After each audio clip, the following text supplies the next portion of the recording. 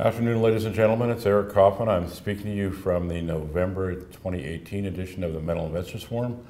I'm here with one of the companies that I follow in my newsletter, Gareth Thomas, CEO of Westhaven Ventures. As you may or may not know, but should if you don't, Westhaven just made an extremely impressive discovery 3 hours east of Vancouver.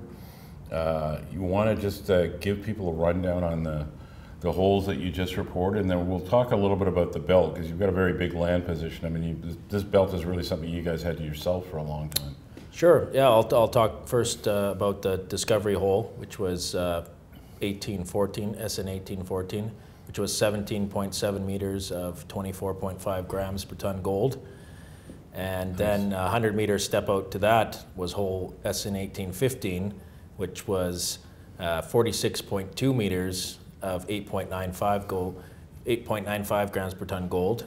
And what's of note of that is these holes, 14 was 260 meters away from any other known mineralization, and 15 would be 360 meters away from hole 12, which was really a discovery hole in itself, yeah. Which 1.65 meters of 175 grams per ton gold. So bonanza grade there.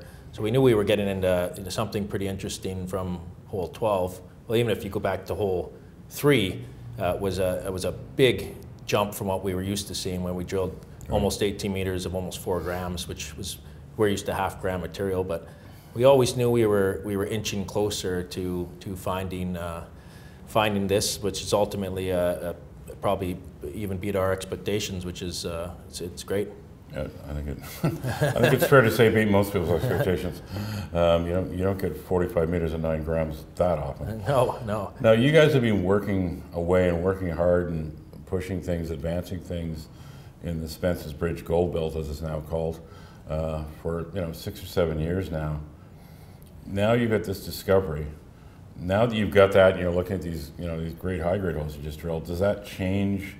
I mean, does that sort of have you looking back at other areas of the property, or even other properties that you hold in the belt, and going, if we knew now what we knew then, if we knew then what we know now, we would have done this differently. Is it going to change how you target, maybe? I think it will. And taking Peter, Peter, yeah. Now, you getting to know him quite well, our exploration manager, in his head, he's already going through this and going, okay, what we've learned from these recent holes, 14 and 15, not just what's open there to the southeast along strike and in vertical. We don't know the vertical extent of this yet either, but the fact that we're in complete cover here, no outcropping, nothing on surface, not much for soil anomalies. So yes, I think it's going to change the way we've drilled in the past. More shallow holes, looking for something, then you drill an undercut to that, hoping you find something. Just the way these systems work, the epithermal systems, often you hit something, you go underneath it to see if it gets better at depth. And I think that's also true for the remainder of our properties, the Prospect Valley, the Skunka, and our newly acquired Skunka North, which is almost completely covered in till. So I think it's going to change the way we look, not only on our own property, but I think on our shovel nose property, but on our other projects as well. Now, in addition to the drill program, you guys just started drilling again, and I think it's fair to say early November 2018, this is probably one of the most anticipated set of results in the sector. But I know you're also flying this very large airborne survey over like all of shovel nose, I think it's Skunka's. That's partially driven as well by this discovery? Like, you're thinking now that this, going back to the geophysics, is maybe a way to really focus in on some new areas? Yeah, well, we were originally going to go back and do ground mag on the south zone where we did 14 and 15. We have some mag there now, and it is an indication there you're seeing some a mag low feature, which is indicative of hydrothermal activity. So we were going to do ground mag there, and we decided, let's do a close spacing but of airborne, high resolution airborne. They do great surveys, really timely, fast. So we've done the whole property there. We did 2,300 line kilometers of high resolution airborne magnetics and radiometrics. Still preliminary what we've gotten back, but we're really anticipating that we're really looking forward to getting that back and getting it out and seeing if we can have some correlation between what we're seeing now.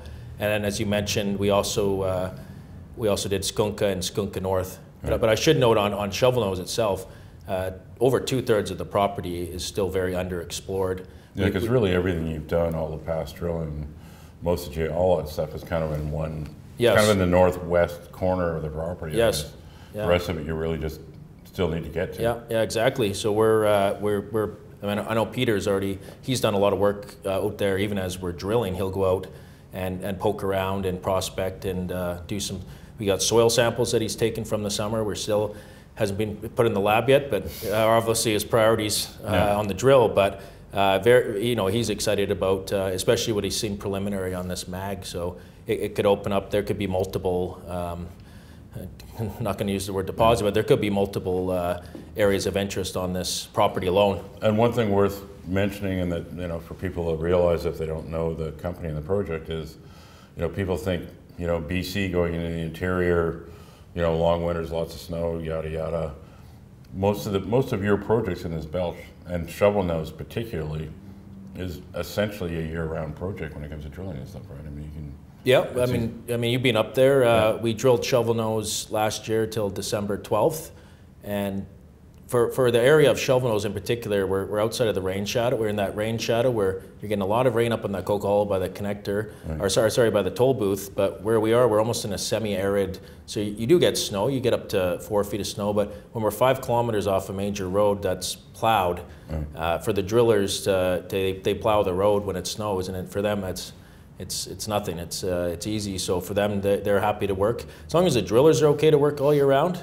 We're in Merritt. Our facility there, our core logging facilities there. As long as the drillers are content and it's not a big difference in cost, it's a no-brainer. Especially with what we're seeing now, we want to expedite this to so. Yeah, and that's this is absolutely a story you want to be following. Certainly, my subscribers are already.